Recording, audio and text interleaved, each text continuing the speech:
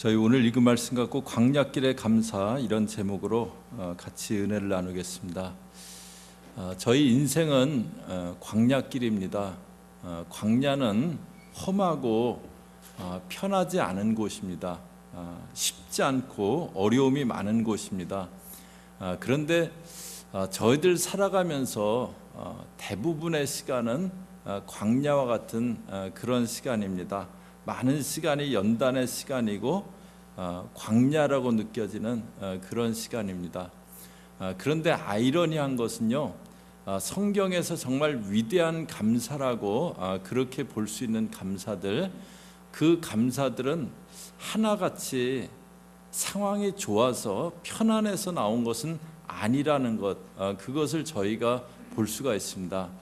다니엘의 감사가 있는데요, 그 다니엘의 감사는 어느 때 나온 거냐면요, 다리오라는 왕 때 그 왕 주변에 있는 신하들이 왕 외에 다른 신이나 누구에게 무엇을 구하면 그 사람을 사자굴에 던져 넣자는 법령을 만들게 합니다. 다니엘을 모함에 빠뜨리려고요. 지금 다니엘이 그 상황에서 기도하면은 자기가 목숨이 이제 없어지는 겁니다. 그런데 그런 상황 가운데서 다니엘이 어떻게 하냐면요, 다니엘서 6장 10절에 보면 다니엘이 이 조서에 어인이 찍힌 것을 알고도 자기 집에 돌아가서는 그 방에 예루살렘으로 향하여 열린 창에서 전에 하던 대로 하루 3번씩 무릎을 꿇고 기도하며 그 하나님께 감사하였더라.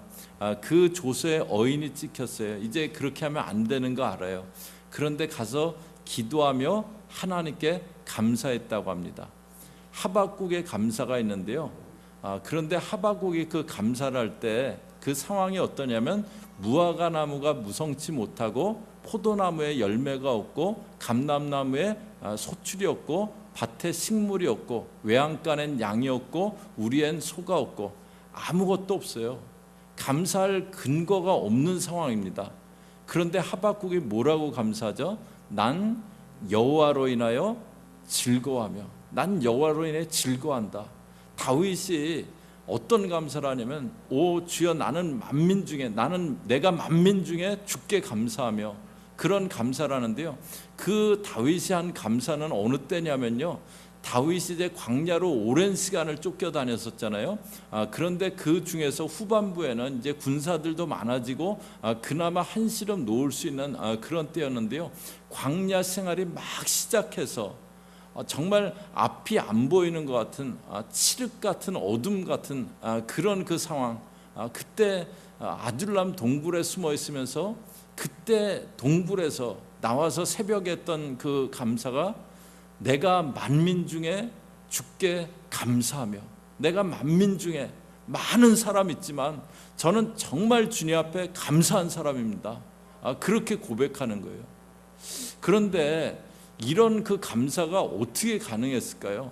이런 감사가, 이 사람들은 어떻게 이 감사가 감사했을까요? 그 할 수 있었을까요? 저희도 오늘 그 말씀은요, 이스라엘 백성들이 40년 광야를 지나고 그 마지막 부분에 모세가 40년을 돌아보면서 그때 그 하는 말입니다. 오늘 이 말씀 보면서 저와 여러분 광야 같은 그 길을 걸어가는 그 삶이지만 그 가운데 어떻게 감사가 가능할런지 저희 같이 보도록 하겠습니다. 먼저 저희가 알아야 될 것은요, 광야는 하나님의 계획이라는 거예요.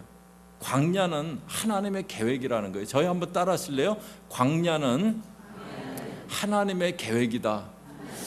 저희가 이제 간혹 가다가 이렇게 다른 사람들 보면은, 다른 사람들은 삶이 이렇게 다 평탄하고 크게 어려움도 없는 것 같은데, 내 인생은 왜 이렇게 평탄하지 않고 내 인생은 왜 이렇게 힘든 일이 많을까? 저희가 그런 느낌이 오는 그런 때도 있잖아요.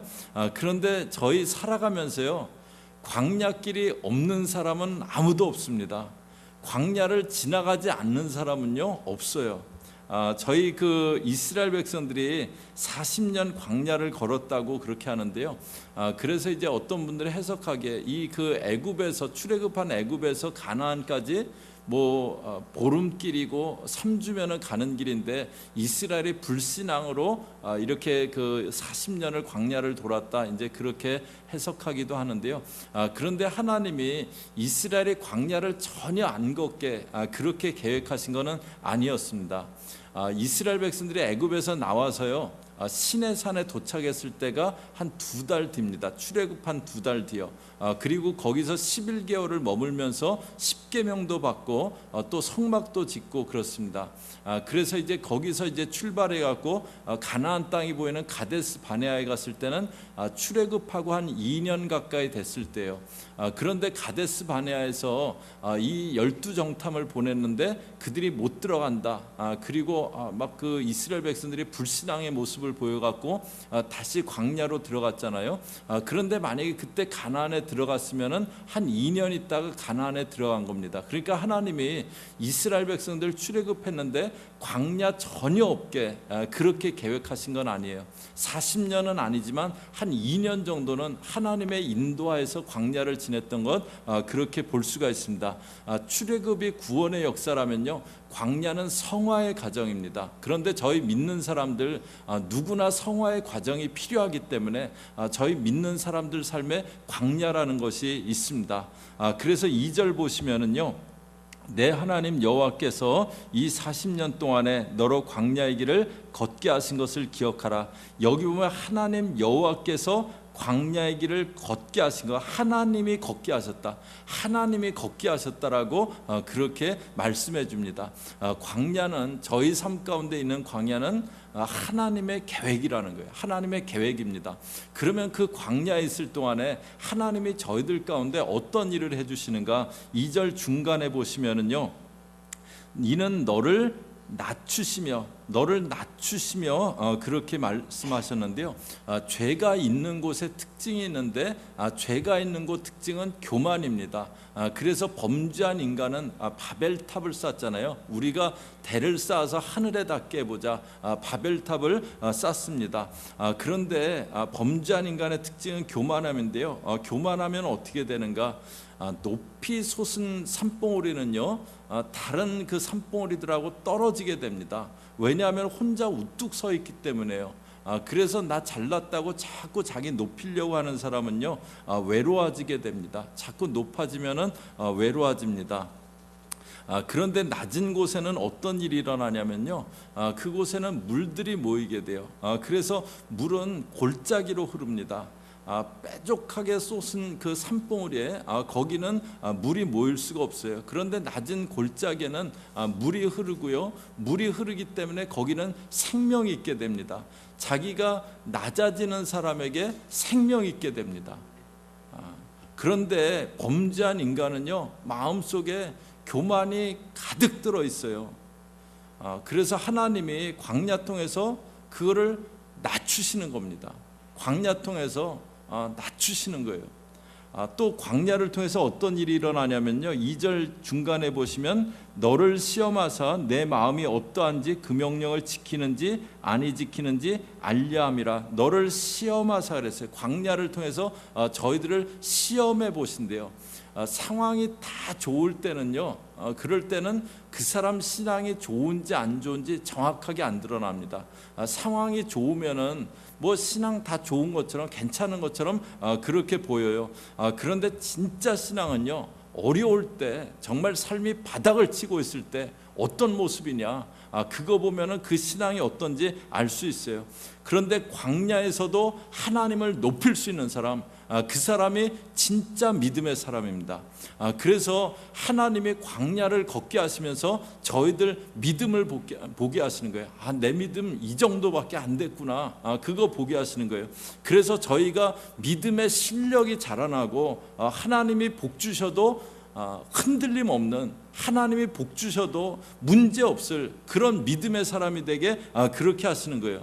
광야가 없었던 사람은요, 조금만 흔들리면은, 조금만 어려우면은 넘어집니다. 광야가 어떤 사람은 조그만 유혹만 와도 쉽게 흔들려요. 하나님이 그런 그릇에는 절대 복을 담으실 수가 없습니다. 그래서 하나님이 저희들 진정으로 복 주실 만한 그런 그릇 준비가 되게 하기 위해서 하나님이 광야라는 길을 저희들로 걷게 그렇게 하시고요. 그 복 담을 수 있는 그릇이 되게 저희들 빚어지게 하는 것, 그것이 광야에서 일어나는 일입니다. 그 다음에 이제 3절에 보시면은요, 3절은 저희 같이 앞에 보시면서 같이 또 한 목소리로 같이 읽습니다. 시작. 너를 낮추시며 너로 줄이게 하시며 또 너도 알지 못하며 내 열조도 알지 못하던 만나를 내게 먹이신 것은 사람이 떡으로만 사는 것이 아니요 여호와의 입에서 나오는 모든 말씀으로 사는 줄을 너로 알게 하려 하심이니라. 너를 낮추시고 줄이게 하시고 또 만나를 먹이신 것은 사람이 떡으로만 사는 것 아니요 하나님의 말씀으로 사는 것을 알게 하려고 그렇게 하셨다고 하시는데요. 저희 사람은 떡이 없으면 불안합니다. 떡이 이거 다 떨어졌네, 불안하고 어디서 떡을 얻지, 그리고 막 동분서주하게 그렇게 되어져요. 그런데 광야에서 하나님이 주시는 만나를 경험해보고 만나를 먹어본 사람은요, 떡이 떨어져 갈 때 불안하지 않습니다. 어떤 분이 이제 이렇게 통장 어카운트에 돈이 이제 막 거의 떨어진 거예요. 그래갖고 아내분이 자기한테 우리 어카운트에 돈이 바닥이 났다고, 돈 다 떨어졌다고 그러더래요. 그래서 그분이 그런 대답을 하실 때요, 돈이 떨어진 게 아니고 이제 하나님이 우리에게 채워주실 때가 된 겁니다. 그렇게 얘기했대요. 멋있죠? 돈이 떨어진 게 아니고 하나님이 우리에게 채워주실 때가 된 겁니다. 광야에서 만나를 경험해 본 사람은요, 이거 돈 바닥난 게 아니고 하나님이 이제 일하실 때가 됐구나, 하나님이 이제 채워주실 때가 됐구나, 그게 보이는 그런 사람 됩니다. 저는 오늘 3부 예배 드리는 저희 믿음의 식구들, 그것이 보일 수 있기를 축복합니다. 그 광야는 훈련의 시간인데요, 광야 통해서 저희들 낮추시고 또 저희들 정말 복받을 만한 그런 그릇 되게 빚어주시고 또 믿음의 사람이 되게 저희들 훈련해 주시는 그 시간이 광야의 시간입니다. 그 다음에 이제 또 광야에서 하나님이 해주시는 일이 있는데요, 만나를 주셨다고 그렇게 합니다.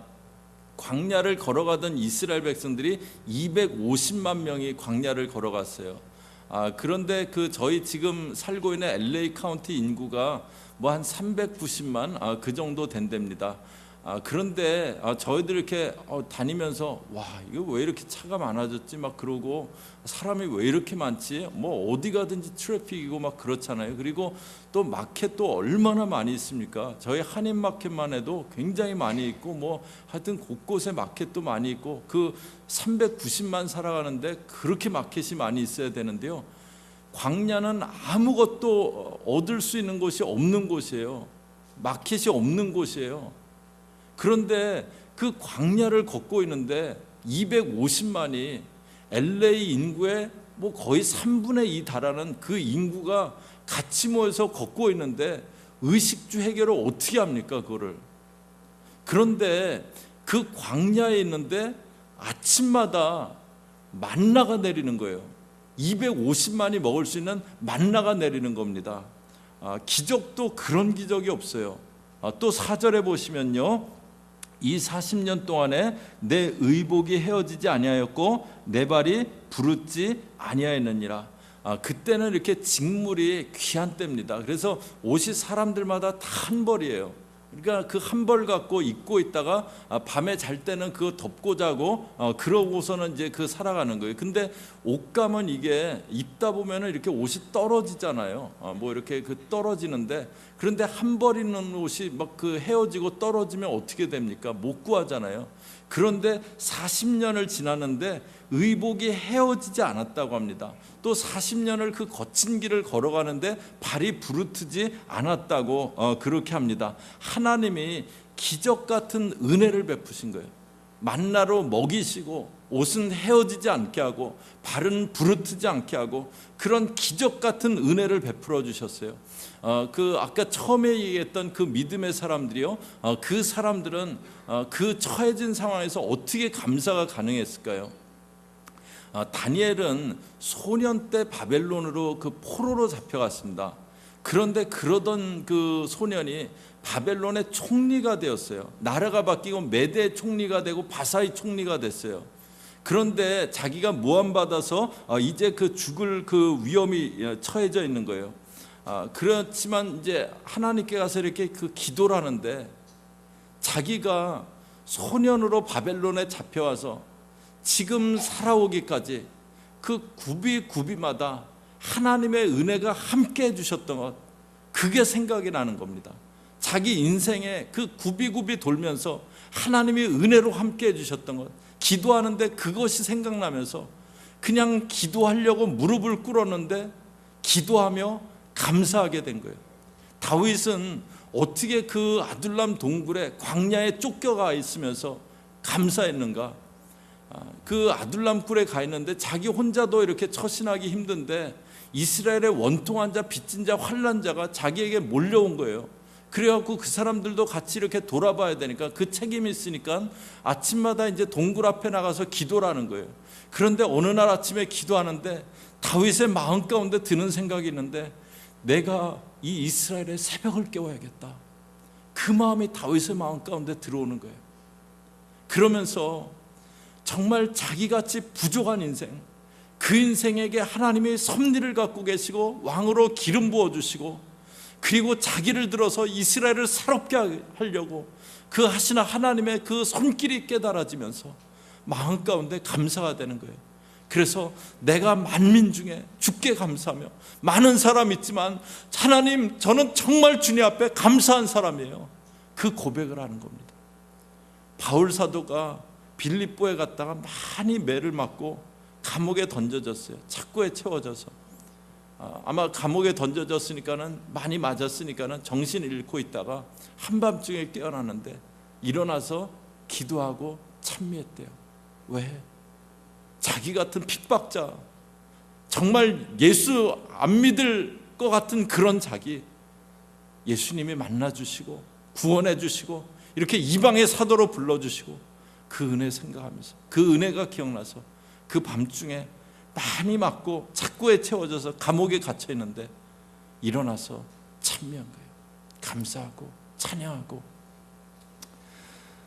그러면 광야에 있었던 이스라엘 백성들도요, 앞에 사람들 보면은 정말 상황은 그렇지 않았는데 감사한 그런 그 하나님의 은혜를 보면서 감사하잖아요. 그러면 그 광야에 있던 이스라엘 백성들도 감사할 수 있었던 거예요. 그런데 저희는 그들이 그렇지 않았었다, 그거 압니다.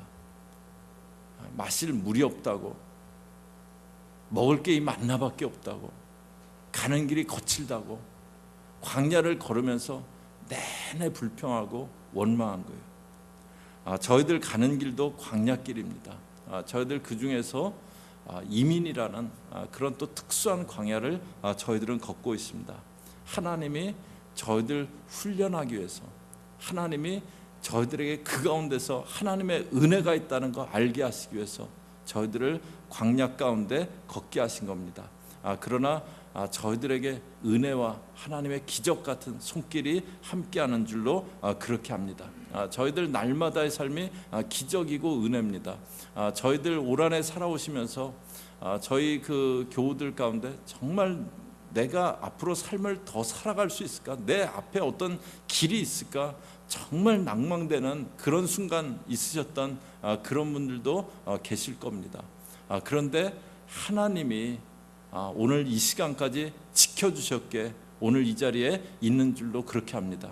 저희 교우들 중에 오늘 감사절날 예배할 수 없는, 오늘 어쩌면은 이 땅에 생존하지 않았을 그런 그 육신의 그 고통이 있었던 그런 분들도 계세요. 그러나 하나님이 치유해 주셨기 때문에, 감당할 수 있게 힘 주셨기 때문에 오늘 이 자리에서 예배드립니다. 무엇보다도 죄 가운데서 정말 죽어갈 저희들인데 하나님이 구원해 주시고 예배할 수 있게 해주신 것, 하나님의 은혜고 기적입니다. 그런 많은 은혜 가운데 저희들이 있는데 2016년 저와 여러분 어떻게 보내셨습니까? 혹시 이렇게 원망 많이 하고 감사보다는 불평 많이 하고 그렇게 살지 않으셨나요? 한탄하고 하나님 멀리하는 그런 시간 더 많지 않으셨습니까? 저희 인생길은 광야길입니다. 광야길인데요, 그런데 그 길은 저와 여러분 훈련하시는 그런 길입니다. 저희들 낮추시고 그리고 저희들 진정으로 복받을 만한 그릇되게 빚어주시고 또 저희들 믿음의 사람 되게 웬만한 일에 흔들리지 않은 믿음의 사람 되게 훈련하시는 시간이고요. 그런데 그 시간 가운데 하나님의 은혜가 저희들과 함께 하십니다. 저희들 훈련의 시간이고 하나님의 은혜가 함께 하신다. 그거 기억하면서 저희들 앞으로 가는 길에도 험한 길도 있고 광야길도 있겠지만 감사하면서 살아갈 수 있는 저와 여러분 되시기를 주의 이름으로 축복합니다. 같이 기도하겠습니다.